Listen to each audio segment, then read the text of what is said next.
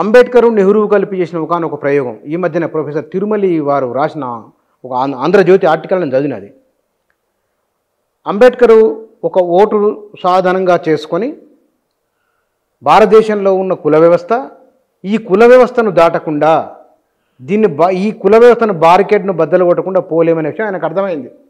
అంటే కమ్యూనిస్టులు ఎందుకు కుల సంఘాలు పెట్టుకున్నారు వాళ్ళు, కానీ మీరే లెక్కలు రాసింది కదా 70-75లోనే మీరు కుల సమస్య తీసుకొని వస్తే ఎందుకు తిరస్కరించారు వాళ్ళు? అంబేద్కర్ అర్థమైంటే కనుక ఇవాళ ఈ సంక్షోభం ఉండేది కాదని నాకు అనిపించేది. ఎగ్జాక్ట్లీ. అయితే నేను ఆ పుస్తకంలో రాసింది కానీ ఆ 74లో నేను చంద్రపుల్లారెడ్డితో కులం సమస్యను మనం తీసుకోవాలని చెప్పి అని చర్చ మా మధ్య జరిగిందని రాశాను కదా. నేనెందుకు రాశానంటే ఇంత లోతుగా ఈ భారతీయ సమాజంలో కులం వర్గం ఉంది, రెండు ఒకదానికి ఒకటి సంబంధం ఉంది, విప్లవానికి ఇది అడ్డం వస్తుంది అనే పాయింట్ కంటే కమ్యూనిస్టు పార్టీ ఎస్సీ ఎస్టీస్ లోపలికి బాగా పోవాలంటే మనం అంబేద్కర్ని అందరూ వాళ్ళు రోజు రోజుకి చదువుకున్న వాళ్ళందరూ ఎస్సీ ఎస్టీ యూత్ అంతా కూడా అంబేద్కర్ని ఆరాధిస్తారు. అసలు అంబేద్కర్ని మనం బూర్జువా అని మన సామ్రాజ్యవాద ఏజెంట్ అని కులవాదని లేనిపోంది ఆయన విధేయిస్తున్నాం, దూరం చేసుకుంటున్నాం. దీంతో ఈ ఎస్సీ ఎస్టీ యూత్ మన దగ్గరికి రావటం లేదు. ఈ ఎస్సీ ఎస్టీ యూత్ రాకుండా అసలు ఎస్సీ ఎస్టీ సెక్షన్స్ ఎట్లా వస్తాయి మన దగ్గరికి అని మీరు అన్నారు వాళ్ళతో? అదే కదా నేను రాసి ఏమన్నారు వాళ్ళు? సమాధానం ఏంటి? అదే కదా నాకు పుల్లారెడ్డికి అయింది చర్చ. ఈ విషయాన్ని కోసం రాశాను నేను. ఇవ్వాలంటే నేను భారతీయ సమాజం లోపల కులం ఏంటి, వర్గం ఏంటి, కులం పునాదులు ఉందా, ఉపరితలంలో ఉందా, కులం అనేది ఒక ఏ దిక్కుకు పోయినా కూడా అది అడ్డం వస్తుంది. ప్రపంచవ్యాప్తంగా శ్రమ విభజనే జరిగింది, భారతదేశంలో శ్రామికుల విభజన కూడా జరిగింది. ఇవన్నీ నేను తర్వాత నేర్చుకున్నాయే. కానీ అప్పుడు మాత్రం కులంతో బాధపడే వాళ్ళు చాలామంది ఉన్నారు సమాజం లోపల. అసలు మనం వ్యవసాయ కార్మిక సంఘం పెడతాను, రైతు సంఘం పెడతాను, విద్యార్థి సంఘం అంటున్నాం. అసలు కులంతో బాధపడే వాళ్ళు, అన్టచబిలిటీతో బాధపడే వాళ్ళని ఎందుకు సంఘం పెట్టకూడదు? పెడితే వాళ్ళందరూ మనకు ఉద్యమానికి వస్తారు కదా అనేది ప్రధాన కోణం ఉన్నది. అప్పుడు ఇంత విశాలం ఇవ్వాలి, నాకున్నంత విశాలం ఆడుకున్న పరిమితి, ఆ పరిమితికే వాళ్ళు గందరగోళమైనరు. నేను కమ్యూనిస్ట్ పార్టీని డెవలప్ చేయడానికి ఈ కింది తరగతుల లోపల సంఘాలు పెడితే లాభం పెట్టాలని అన్నదానికే నన్ను చాలా సీరియస్గా చర్చ అయ్యి, నాకు కులతత్వం ఉందని, నువ్వు అంబేద్కరు ఒక ఏది బ్రిటిష్ ఏజెంటు లేదా బుర్జువాని పట్టుకొని ఆయన్ని మనం ఏదో ఓన్ చేసుకోవాలని మాట్లాడుతాను అని నన్ను తిట్టింది. అదే అందుకోసమే అన్నమాట. ఇట్లాంటి పరిస్థితి ఒకటి. రెండోది, ఈ మన దేశంలో ఇంతకుముందు నువ్వు చెప్పినట్టుగా ఆర్థిక పరిస్థితి, భూమి వికేంద్రీకరణ జరగటం, ఆ తర్వాత కూలి సమస్య ముందుకు రావటం, తర్వాత ఎన్నికలని మన దేశంలో ఉంటాయి. ఇవన్నీ ఆలోచించాల్సిన నాయకత్వాలు గుడ్డిగా ఏదో రష్యా ఇట్లా చెప్పిందనో, చైనా ఇట్లా చెప్పిందనో, లేకపోతే అక్కడ రష్యాలో ఇట్లా జరిగిందని, చైనా ఇట్లా జరిగిందని, కార్మిక విప్లవం, రైతు విప్లవం ఇట్లనే ఆలోచించింది తప్ప ఈ భారతదేశంలో కులాలేంటి, మతాలేంటి, ఇక్కడున్న భాష సమస్య ఏంటి, ఇక్కడున్న ప్రజల మూడేంటి, వీళ్ళందరినీ మనం రప్పించుకోవాలంటే ఏం చేయాలనేది ఆలోచించలేదనేది నేను అప్పుడు పెట్టిన. వాళ్ళు అంగీకరించలేదు కదా, అప్పటికి అంగీకరించలేదు. పైగా నన్ను ఒక దోషగానో, ఒక కులవాదిగానో, ఆయన అన్నాడు కదా, మార్క్స్లో నాకు వనమాల తెలవలేదని కూడా అన్నాడు కదా పుల్లారెడ్డి నన్ను. ఇది ప్రశ్నలు అడిగినందుకు, ప్రశ్నలకు సమాధానం చెప్పలేక జరిగినది. ఇప్పుడు సంగతి కూడా ఏంటంటే, ఇప్పుడు ఆ పార్టీలో కూడా చదువుకున్న వాళ్ళు, అర్థం చేసుకున్న వాళ్ళు ఇవన్నీ అర్థమైనవి వాళ్ళు అందుకే బయటకు రావాలనుకున్నారు. ఇప్పుడున్న పరిస్థితి లోపల సాయుధ పోరాటాన్ని కొనసాగించలేము నిర్ణయానికి వచ్చిండ్రు. ఇవాళ బయట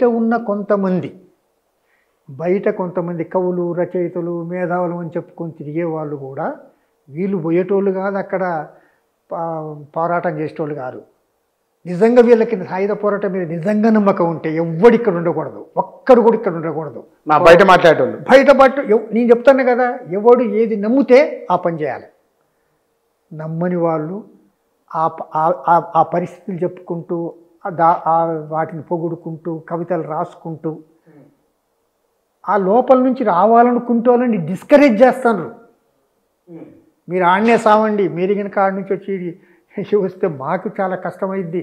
మీ ఇంతకాలం సాయుధ పోరాటం కరెక్ట్ అని వాదించుకుంటూ తిరిగిన, ఇప్పుడు ఇంకేం వాదించుకొని తిరగలం? వాళ్ళ ముంగట మాతో చర్చించుకున్నాం బయట, వాళ్ళ ముంగట మా తలకాయ తీసేసినట్టు ఉంటుంది అని అనుకునేటోళ్ళు ఉన్నది. కానీ వాళ్ళ ప్రయోజనాలుగా నేను అందుకోసమే వాళ్ళ చిత్తశుద్ధిని మీరు ఎందుకు శంకిస్తున్నారు? నేను అందుకోసం రాసిన కదా, మీరు చంపకండి సావకండి అని ఒక వ్యాసం రాసిన. మీకు నేను పంపించుంటాను అనమాట. దాంట్లో ఏం చెప్పాను నేను? అయ్యా మీరు బయట ఉన్న వాళ్ళని చచ్చినా పర్వాలేదు అని అనుకుంటారు. ఇది కాదు, వాళ్ళని హీరోస్ లాగా మనం ఇన్వైట్ చేయాలి.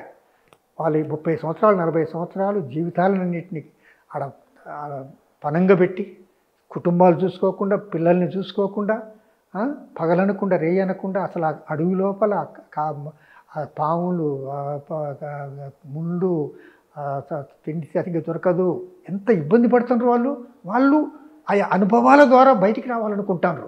ఇక మనం అడ్జస్ట్ కాలేమని. కానీ వారు రారు, వారు అక్కడే ఉంటారు, అట్లాంటి పిరికోళ్ళు కాదు అని వాళ్ళు రండి, మీరు చేసిన త్యాగం వృధా కాదు, రండి మీరందరూ బయటకు వచ్చినాక అందరం కలిసి ఇక్కడ. ఎందుకు అరవింద్ కేజ్రీవాల్ ఎన్నికల్లో పోటీ చేసి గెలవలేదా? విద్య, వైద్యం ఎంత అద్భుతమైన మార్పు తీసుకురాలి ఢిల్లీలో అనుకుందాం. ఫర్ ఎగ్జాంపుల్ అనుకుందాం, జరిగినాయి కదా. నేను అనేది ఏంటంటే, ఇవాళ నేను చెప్తున్నా, భారతదేశంలో మావోయిస్టులు బయటికి వచ్చి అక్కడ ప్రజాతంత్ర ఉద్యమాన్ని ఏ రాష్ట్రాలు ఎంత సృష్టిస్తారో నాకు తెలియదు. కానీ నాకు తెలంగాణలో వాళ్ళు కనుక మావోయిస్టులు అందరూ ఈ లైన్ తీసుకొని ఎన్నికల్లో పోటీ చేస్తే బయటకు వచ్చి ప్రజల మధ్యలో ఉంటే, ప్రజలతోనే ఉంటే, హీరోస్ 1952 లోపల కమ్యూనిస్టు క్యాండిడేట్ ఎవరిని పెడితే వాళ్ళు 2 సీట్లలో 3 సీట్లలో గెలిచిండ్రే, అట్లా గెలవకుంటే అడగండి. నిజామాబాద్, కరీంనగర్, ఆదిలాబాద్, వరంగల్ కొంత ప్రాంతంలో వాళ్ళకు బలమైన ఇప్పటికీ ఉంది, వాళ్ళంటే అభిమానం ఉంది. ఇక్కడ ఇటు దక్షిణ తెలంగాణకు వస్తే ఖమ్మం, నల్లగొండ, ఈవెన్ మహబూబ్ నగర్ ఇలాంటి ప్రాంతాల లోపల, వరంగల్ లోపల సిపిఎం సిపిఐలకు ఉంది. ఈ రెండు సెక్షన్స్ అన్ని కలిసి ఒక లెఫ్ట్ డెమోక్రటిక్ ఫ్రంట్ లాంటిది ఏర్పాటు చేసి ఈ తెలంగాణ అయితే ఒక పార్టీ కాకపోయినా ఒక ఫ్రంట్ లాగా ఏర్పడతాయి. ఈ తెలంగాణ రాష్ట్రం లోపల బ్రహ్మాండమైన లెఫ్ట్ మూవ్మెంట్ డెవలప్ అయ్యి, నక్సలైట్ పార్టీలన్నీ ప్రజలకు దూరం అయిపోయి అడవిలో ఉన్న కారణంగా, సమాజాన్ని అర్థం చేసుకునే కారణంగా వాళ్ళు, మరి సిపిఐ సిపిఎం కూడా అట్లే ఉన్నాయి కదా. వాళ్ళు ఎక్కడ పొరపాటు చేసినట్టు, మరి వాళ్ళు ఎందుకు రెక్టిఫై కావాలి కదా. ఒక ఫస్ట్ ఆఫ్ ఆల్ కమ్యూనిస్టు పార్టీలు నేను మొదలే చెప్పినట్టుగా భారతీయ సమాజాన్ని అర్థం చేసుకోవటం లోపలనే వైఫల్యం చెందినవి అనేది ఫస్ట్ పాయింట్. అందరూ ఒకవేళ నిజంగానే సరి అయిన అంచనాలు వేసున్నట్టయితే ఇవాళ భారతదేశంలో సోషలిజం వచ్చేది. 20 సంవత్సరాలకి 1902లో 3లో రష్యాల కమ్యూనిస్ట్ పార్టీ ఏర్పడితే 1917 వరకు అక్కడ సోషలిజం వచ్చింది, కమ్యూనిస్ట్ పార్టీ అధికారానికి వచ్చింది. 1921 లోపల చైనాలో కమ్యూనిస్ట్ పార్టీ ఏర్పడితే 1949 వరకు కమ్యూనిస్ట్ పార్టీ వచ్చింది. అటనే వివిధ దేశాలలో, వియత్నాంలో కానీ, లావోస్ కానీ, కంపోచియా కానీ, అవన్నీ దేశాల్లో వచ్చింది. మన దగ్గర ఎందుకు రాలేదు? ఇది నేను అనేది.